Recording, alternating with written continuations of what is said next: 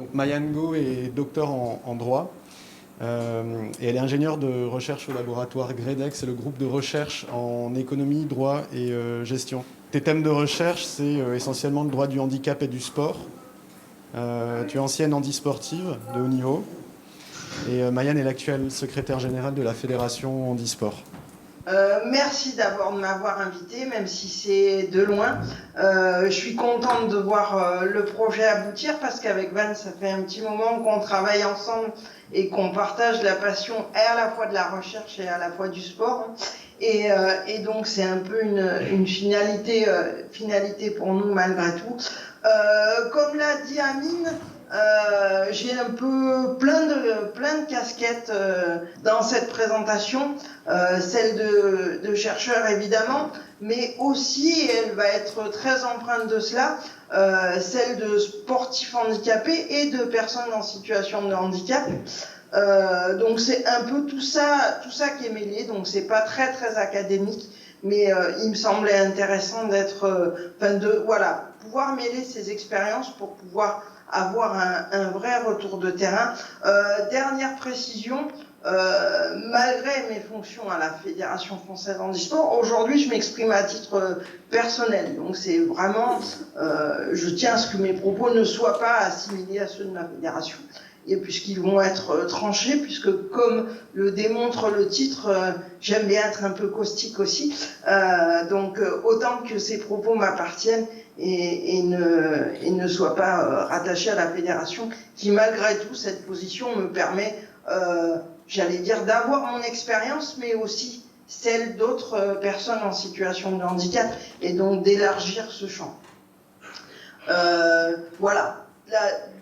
Toute la question est dans le titre, avec un peu de provocation aussi. Est-ce que le sport sur ordonnance est une vraie fausse bonne idée pour la rééducation des personnes en situation de handicap?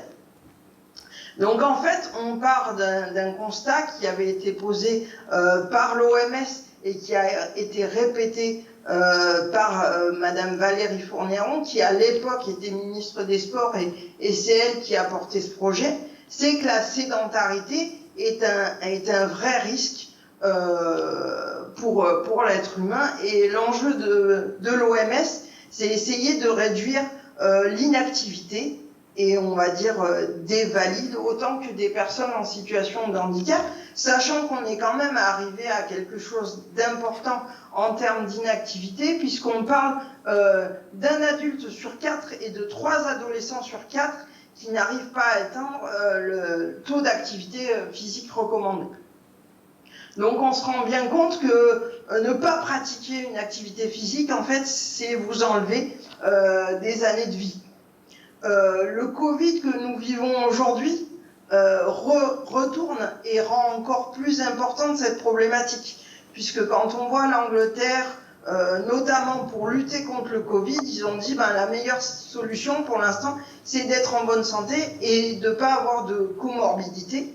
Résultat, ils relancent des programmes d'activité physique. À défaut de pouvoir pallier le virus, on lutte sur les fronts et on essaye d'être plus fort si jamais il nous tombe dessus. Donc on voit bien qu'il y a un enjeu sociétal énorme. Sauf que le problème, c'est que toutes les études démontrent aussi que à partir du moment où vous êtes une femme, où vous êtes dans des milieux ruraux, où vous êtes en situation de handicap, cet accès à la pratique sportive, il est beaucoup moins facile, on va dire, et beaucoup moins évident que pour le commun des mortels. Donc c'est sur ce constat que Valérie Fourniron, notamment, a porté le principe du sport sur ordonnance, estimant que le sport devait être un droit pour tous et apparaître en termes de droit et une nécessité pour tous. Et c'est pour ça qu'elle a instauré donc le sport sur ordonnance, donc par le décret du 30 décembre 2016.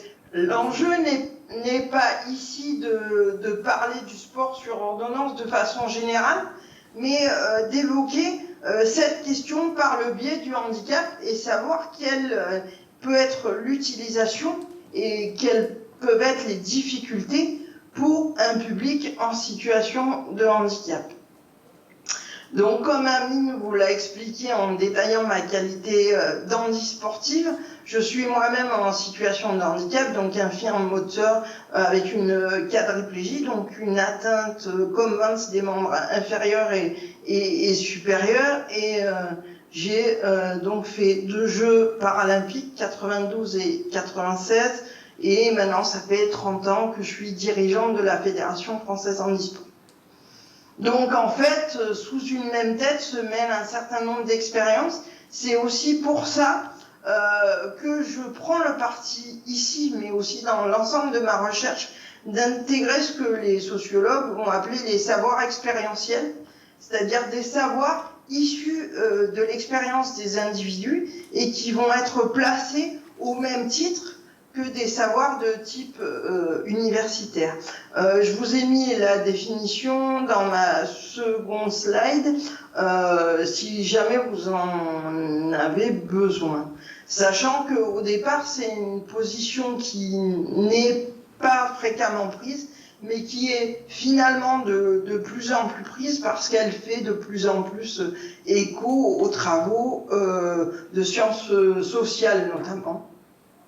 Et je trouve qu'elle présente un intérêt parce qu'elle donne une analyse réaliste, en tout cas, des questions juridiques. Donc, cette volonté d'intégrer des savoirs expérientiels font que ma première partie va porter sur l'enjeu que représente le sport pour les personnes en situation de handicap, parce qu'on ne se rend pas compte, en réalité, de l'enjeu dans le parcours de vie de la personne en situation de handicap. Là, je vais être, on va dire, plus personnel dans mes développements, tout simplement parce que je vais parler de ma propre histoire, parce que je pense que c'est parfois plus parlant que d'évoquer certains chiffres. Même si, voilà, quand vous reprenez les fiches du Vidal, il y a des démonstrations scientifiques, hein, ce n'est pas que expérientiel, de l'intérêt du sport. Notamment, on a vu chez les paratétras d'une meilleure VO2 max, d'une meilleure fatigabilité. Vance l'a démontré dans ses travaux aussi, qu'on pouvait même aller jusqu'à la diminution de médication. Donc le sport démontre bien quelle est la première méthode non médicamenteuse, mais finalement qui a une véritable utilité à ça. Tout simplement, je voulais vous dire que moi, mon handicap, il est congénital. Donc, dès ma naissance, j'allais dire, j'ai très vite entendu, elle ne sait pas marcher, elle ne sait pas faire ci, elle ne sait pas faire ça, elle ne sait pas manger tout seul et tout ça. Et j'ai grandi avec ça, finalement. J'ai grandi avec ça, dans un milieu intégré, dans une école pour valides, hein. J'étais pas dans une école pour personnes en situation de handicap, mais quand vous grandissez avec un discours négatif qui en fait ne vous détermine que parce que vous ne savez pas faire, hein, puisque la réalité, quand vous êtes en situation de handicap, on vous rappelle tous les jours ce que vous ne savez pas faire. En revanche, on a tendance à pas vous rappeler ce que vous savez faire ou ce que vous pouvez encore faire. Donc moi j'ai grandi avec ça, et même quand j'étais bonne à l'école, on me disait bah, t'es forcément bonne à l'école parce que t'as rien d'autre à faire. Donc forcément, même ça, entre guillemets, j'allais dire, on le salit, on le diminue en essayant de trouver, entre guillemets, une excuse à ça. Et quand j'ai découvert le sport, en fait, j'ai enfin découvert que j'étais bonne à quelque chose. Puisque j'ai très vite commencé la natation, très vite eu des résultats, puisqu'en 6 mois, je me suis retrouvée au championnat de France pour seniors, et que ça a été une vraie révélation pour moi. Mais qu'est-ce que ça m'a appris? Ça m'a appris que pour la première fois, j'étais bonne à quelque chose et à faire quelque chose. Et ça, croyez-moi, c'est un sentiment nouveau très intéressant.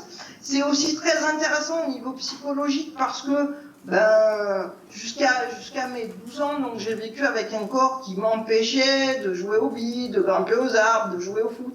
Mais je l'avais jamais vu comme quelque chose de positif. Et ce corps que j'entrevoyais plus comme une prison et quelque chose qui m'empêchait de faire les choses, pour la première fois, il m'a porté vers quelque chose de positif, qui était gagner 3 médailles d'or, parce que j'ai pas fait les choses à moitié, j'y suis allée carrément. Et c'est vrai que ça m'a permis aussi d'avoir un rapport plus pacifié, je dirais pas qu'il est complètement pacifié, avec ce corps qui est quand même particulier. En plus, l'avantage de la natation, c'est que c'est un sport chronométrique. Donc plus personne n'a pu me dire « ouais, mais t'as gagné parce qu'on t'a laissé faire » ou quoi, c'est le plus rapide qui gagne et point final. Et sincèrement, ça a été une vraie révélation, une révélation qui a été telle que j'ai choisi d'aller au plus haut niveau. Et au plus haut niveau, j'ai appris des tas de choses.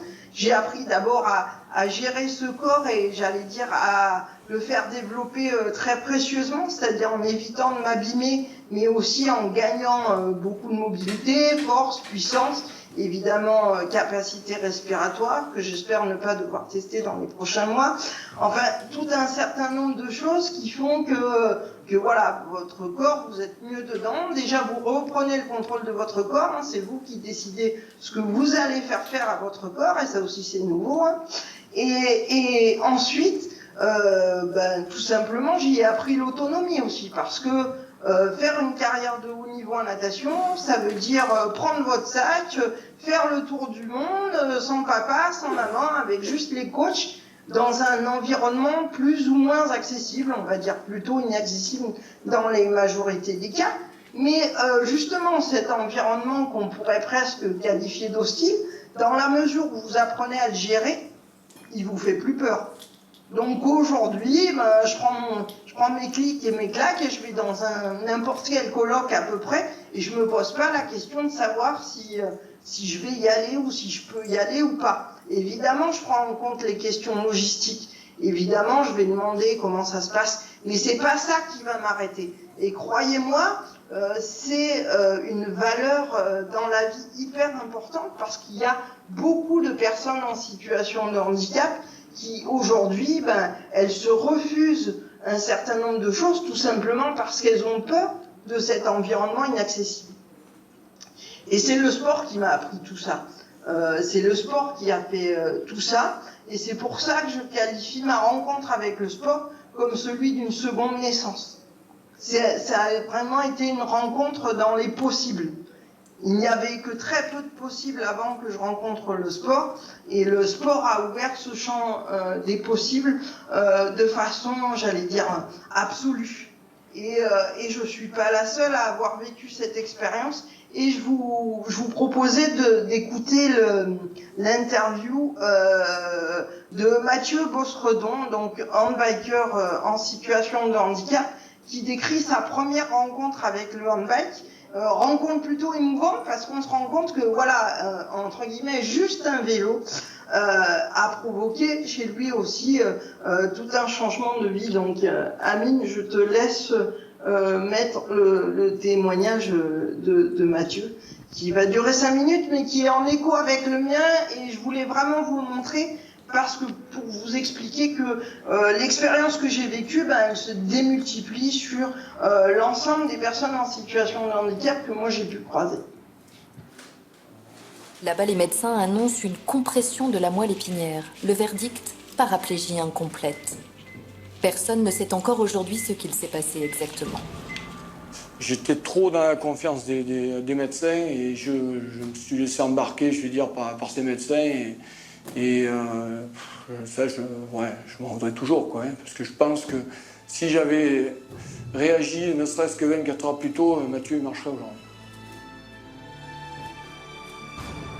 Ça a été l'histoire de ma vie terrible, même encore.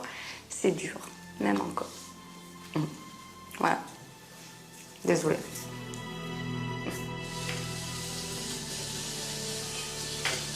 Je pense que le chirurgien, s'il regarde ce reportage, j'espère qu'il s'en voudra un petit peu, quoi.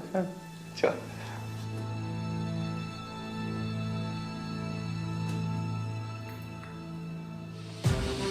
Mathieu va passer 18 mois en centre de rééducation.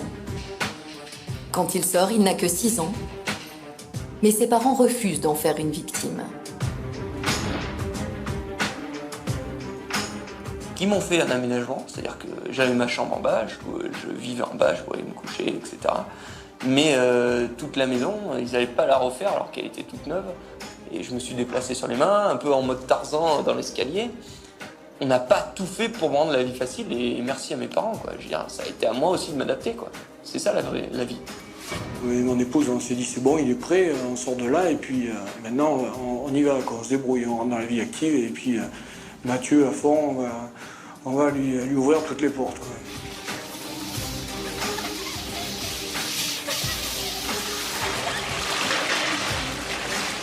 Vu l'échec qu'on avait eu là, on a dit là maintenant il faut qu'on se rattrape, quoi, en quelque sorte, hein, ni moins. Donc il faut que chacun soit résilient, y compris les parents, c'est-à-dire transformer cette blessure en quelque chose qui va devenir une conquête, permettre de rebondir, à l'enfant de rebondir, et pour l'individu lui-même, cet accompagnement, c'est ce qui va permettre d'avoir les choses qui sont fondamentales, avoir une bonne estime de soi, avoir une bonne image de soi. Et la révélation, son arme secrète, son armure invincible, elle viendra presque par hasard comme un cadeau du ciel. Mathieu a 10 ans passés et découvre le handbike. D'accord. Ce vélo, c'est mon père qui a été le chercher. Il l'a sorti de son coffre et c'est la première fois que je voyais ça. Vraiment, le frisson, quoi. Tu te dis, putain, je vais pouvoir faire un nouveau truc, c'est cool, quoi.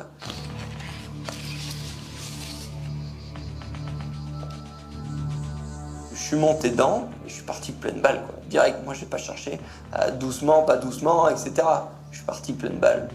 15, 3, 2, 1, 0.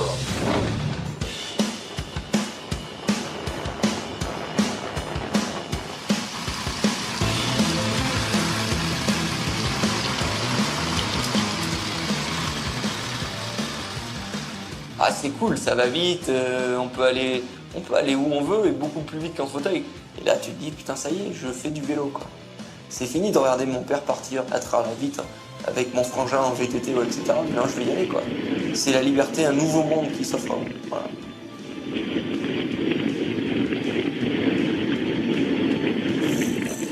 Oui, là. Et ça, c'est grisant, quoi. On ira du sol, tu as beaucoup plus de sensation de vitesse à 5 cm du sol d'ailleurs qu'à un mètre et quelques, ça c'est sûr.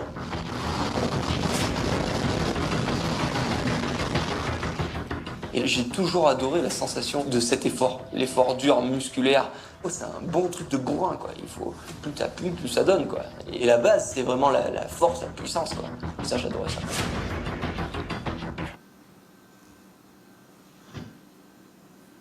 Voilà, ben, je voulais juste vous montrer ça parce que je trouve que c'est parlant. Hein.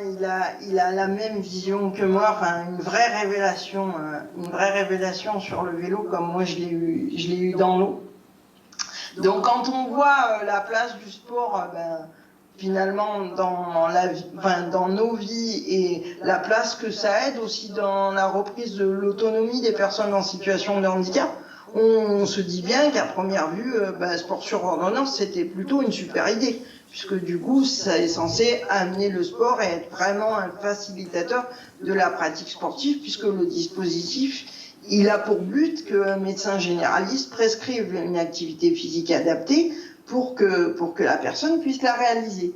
En réalité, si l'idée théorique, elle est bonne, la façon dont est rédigée l'ordonnance aujourd'hui fait qu'il y a un certain nombre de difficultés, voire qu'il y a peut-être plus de difficultés que de solutions proposées quand on y regarde de plus près. Et ces difficultés sont des freins évidents pour la mise en application du dispositif. Et ce qui est embêtant, c'est que ces freins, ils sont encore plus forts pour les personnes en situation de handicap que pour des personnes valides. Alors le premier niveau de frein, c'est au niveau de la prescription de cette activité de sport sur ordonnance. Parce que bon, c'est une prescription délicate, qu'il faut être honnête, pas tous les médecins ont envie de faire cette prescription, enfin de prendre une consultation aussi longue pour faire cette prescription. Et après, la vraie difficulté pour les personnes en situation de handicap, c'est trouver le sport qui puisse être adapté à la pathologie et ensuite trouver en réalité le sport qui se trouve à proximité de chez soi. Parce que finalement, c'est pas si simple que ça. Donc je l'ai indiqué dans la slide 4 si vous voulez prendre quelques notes. Pourquoi je vous dis que c'est pas si simple que ça? Parce que rien que la Fédération française handisport, elle a 52 disciplines à son actif, voire peut-être un peu plus. Et ce que fait la Fédération, c'est pas du tout exclusif de ce qui est faisable. Vance démontre parfaitement que voilà, l'électrostimulation au départ on l'avait pas pris dans le viseur et ça apparaît de plus en plus. Avec la réalité augmentée, ça apparaîtra de plus en plus. Et donc on peut pas déterminer. Enfin, c'est très difficile en réalité de déterminer quelles sont les offres.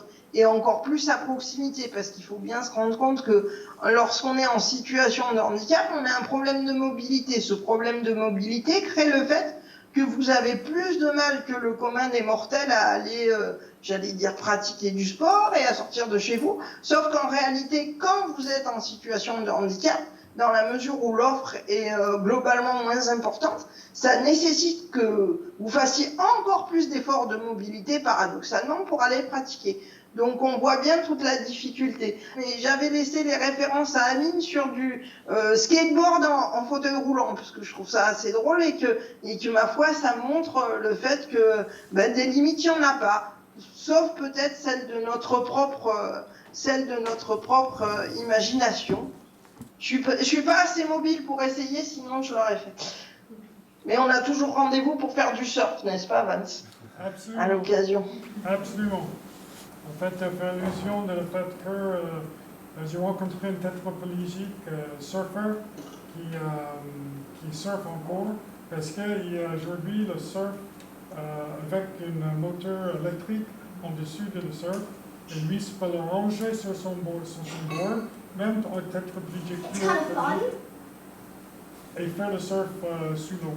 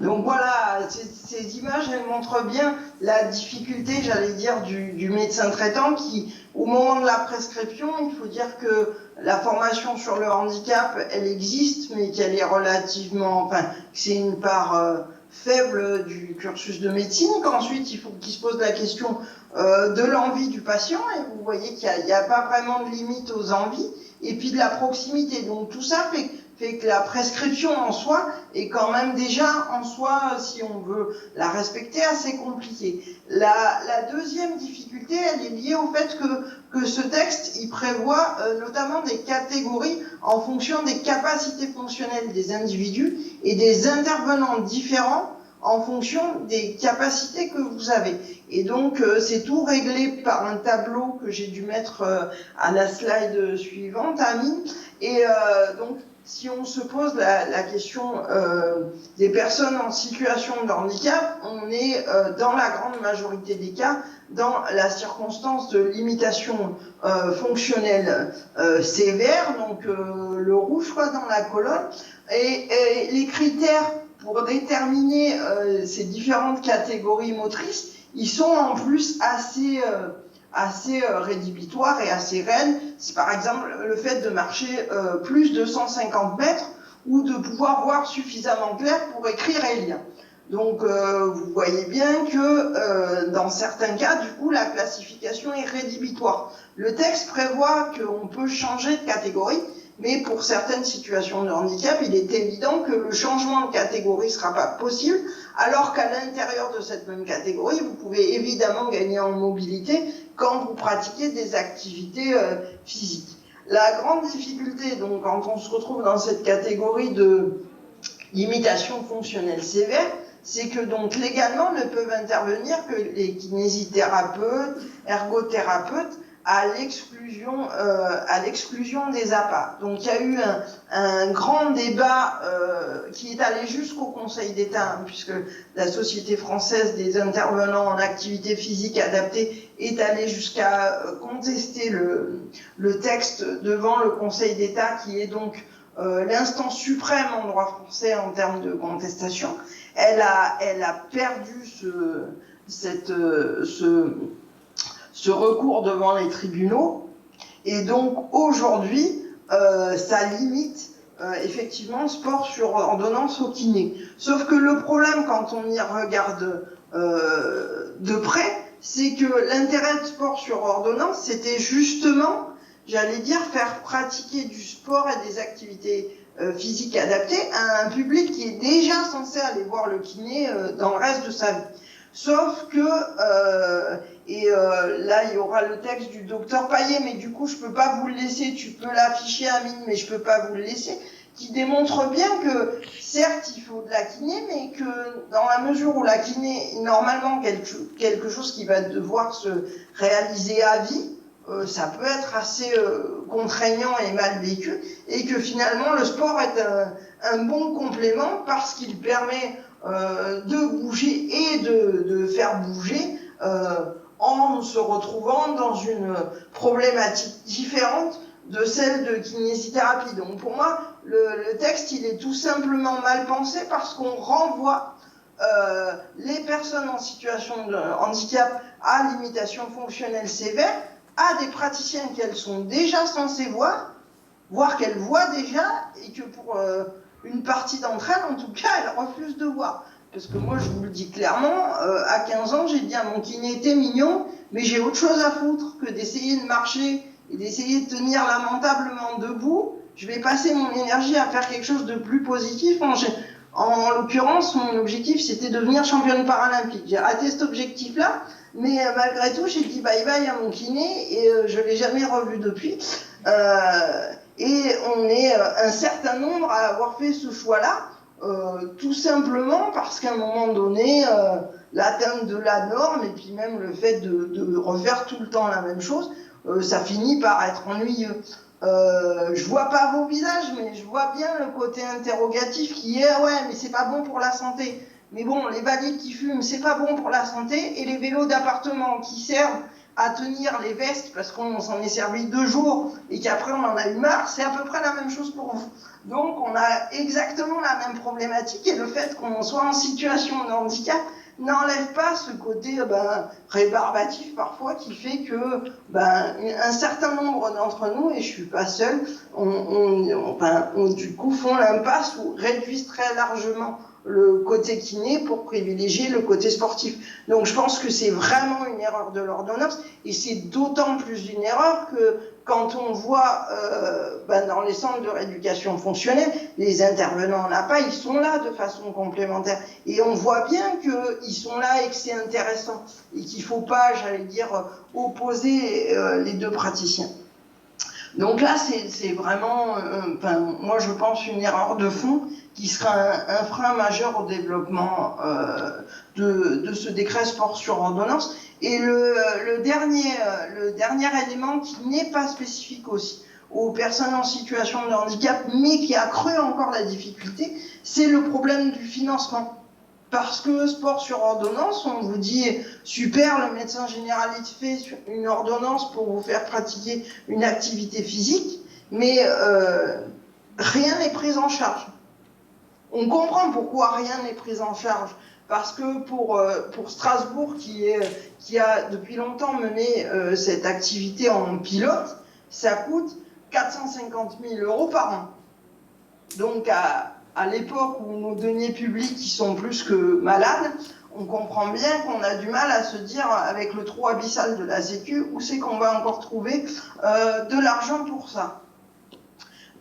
Donc la mission Flash, qui avait pour objectif d'évaluer le dispositif, s'est bien rendu compte que c'était un des freins majeurs, mais n'est pas allé plus loin que cela. Et pourtant, quand on regarde de près la codification des remboursements, notamment, on voit que pour les centres de rééducation fonctionnelle, on fait apparaître un remboursement pour des séances individuelles de réadaptation qui passent par les activités sportives. Donc quand on veut faire, on sait faire. Là, pareil, je l'ai mis sur une slide, je suis même allée regarder les codifications, donc en l'occurrence c'est ANR plus 270, où on retrouve les APA. Et il y a un certain nombre de choses possibles. Mais cette difficulté, elle est d'autant plus complexe pour une personne en situation de handicap que lorsqu'on veut pratiquer une activité physique, il y a un certain nombre de coûts fixes quand on est en situation de handicap qui sont beaucoup plus forts qu'une personne valide. Aujourd'hui, un motomètre qui permet de faire du vélo chez soi, c'est 8 000 €. Un fauteuil de basket, c'est 7 000 €. Donc tout ça, c'est extrêmement compliqué. Donc vous pouvez difficilement aller faire des essais, parce que à 7 000 € l'essai, ça fait cher l'essai. Donc c'est pour ça qu'il y a des clubs handisport, mais il faut aussi avouer que plus votre handicap, et là c'est double peine, plus votre handicap est lourd, plus vous avez besoin d'un matériel adapté à votre morphologie, pour que vous fassiez moins d'efforts et que ça soit plus efficient. Sauf que du coup, en gros, ça veut dire de faire du sur-mesure ou pas loin de faire du sur-mesure, quoi. Donc à chaque fois, c'est compliqué. Et c'est encore compliqué dans la mesure où moi, je peux pas me permettre d'essayer trop de sport aussi, parce que même si j'avais de l'argent à ne plus savoir qu'en faire, et je vous rassure, ce n'est pas le cas en tant que joyeux fonctionnaire, je saurais pas quoi faire de tout ce matériel dans la mesure où vous, quand vous changez de sport, allez, vous changez de paire de baskets, alors que moi, je change de fauteuil roulant. Donc, on parle de 1 m3 à chaque fois. Donc, aujourd'hui, j'ai 30 mètres carrés de garage qui sont dédiés à mes pratiques sportives. Ski, vélo, mobilité diverses et variées. Donc, c'est aussi ça l'enjeu. C'est qu'à un moment donné, moi, je voudrais faire du fauteuil tout-terrain, mais que ça voudrait dire de louer un autre garage à la montagne pour caser mon joujou, et que ça c'est pas possible, et que du coup tous ces problèmes de coûts de sport sur ordonnance, ils sont démultipliés quand on voit finalement le contexte dans lequel ce texte a été déployé. Donc c'est pour cette raison que je me dis que finalement il a posé plus de problèmes qu'il n'a apporté de solutions. Mais comme je suis plutôt quelqu'un de positif, j'aimerais terminer par le fait de se dire que si ça existe, ça peut au moins être amené à changer.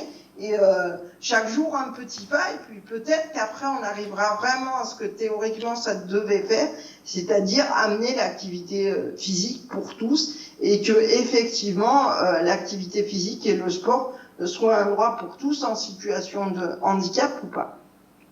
Donc voilà, j'en ai terminé avec ma présentation, que j'avais volontairement voulu relativement courte pour pouvoir échanger avec vous sur les propos que j'ai tenus ou sur autre chose à niveau. Merci beaucoup, Maïane. Moi, j'ai déjà une question pour toi. J'ai l'impression que ce qui transparaît beaucoup dans ce que tu viens de nous dire, c'est la nécessité de proposer des activités qui soient ludiques. Je pense, oui, qu'il faut proposer des activités ludiques, et surtout, il faut arriver à proposer, et ça c'est compliqué, il faut arriver à proposer ce que les gens ils ont vraiment envie. C'est-à-dire qu'une réponse pour un va pas être forcément la réponse pour l'autre, mais oui, le côté ludique a évidemment quelque chose à voir, parce que sans j'allais dire, porter ma croix toute la journée, faut plutôt que ça soit fun, hein, parce que franchement, aller chercher une baguette en fauteuil roulant, c'est compliqué, donc si en plus, quand on fait du sport, ça devient aussi compliqué, c'est beaucoup moins marrant, en fait. Et puis finalement, est-ce qu'on n'a pas plus envie d'aller voir son coach ou son enseignant en APA plutôt que son kiné ? Ah bah je te confirme, moi j'ai divorcé à l'âge de 15 ans, donc j'en ai 45 aujourd'hui. Alors est-ce qu'il y a des questions, Vance ?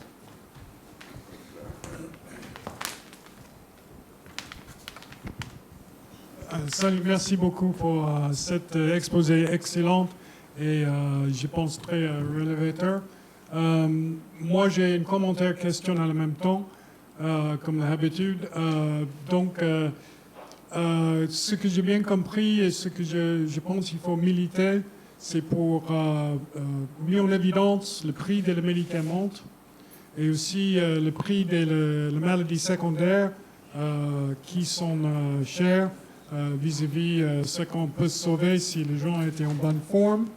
Avec ça, on a un argumentaire pour mettre en face la sécurité sociale, comment est justifié, pourquoi il faut mettre le prix à vente et pas à prix. Donc, et après ça, je pense, en termes de recherche, je pense, je voudrais ton avis, le chercheur doit focaliser sur le DIY, do it yourself. Ça veut dire les choses comme l'imprimante 3D. On a vu ça avec la prothèse déjà, où les gens peuvent avoir son propre imprimante 3D et il faut mesurer l'enfant de grandir. Il peut fabriquer une prothèse à son taille et pas besoin d'acheter une prothèse de X 10 000 €. Chaque fois, il a besoin de nouveau. Donc, ce que je souhaiterais dans mon coin, c'est pour développer les choses DIY, que les gens peuvent faire eux-mêmes, parce que c'est spécifique. Et après ça, mis en face à la sécurité sociale, le gain vis-à-vis le manque de médicaments consommés et aussi les maladies secondaires. Est-ce qu'il y a un commentaire, je ne sais pas si c'est une question ou un commentaire, mais est-ce que tu as une réflexion vis-à-vis ça? Écoute, je ne peux être que d'accord avec toi. Je pense que cette partie-là, gain versus dépenses non réalisées, c'est des économistes de la santé qui peuvent le faire et pas moi, mais il y a, je pense, des gens qui sont capables de mesurer ça et je ne peux que partager ça. Après, je partage aussi le do it yourself et j'irai un peu plus loin. Je pense que comme juriste et j'allais dire plus du point de vue philosophique, je pense qu'il faut aussi faire comprendre aux gens que certaines activités physiques adaptées, justement, elles ne sont pas que propres aux personnes en situation de handicap et que du coup créer une activité physique adaptée pour, j'allais dire, quelques personnes en situation de handicap, c'est cher, mais si on arrive à expliquer aux gens que cet enjeu finalement de mobilité, il peut toucher des personnes âgées, il peut toucher des handicaps temporaires, il peut toucher les gens qui ont de l'obésité, tout ça fait que du coup, j'allais dire, le bassin de population touchée serait nettement supérieur et ferait baisser les coûts. C'est aussi une question d'échelle. C'est-à-dire que pourquoi Decathlon, par exemple, veut se mettre au matériel handicapé aujourd'hui, c'est pour faire baisser les coûts. Si Decathlon s'y met et arrive à faire quelque chose de relativement léger, c'est plus de 7 000 € dont on va parler, mais peut-être de 4 ou de 2.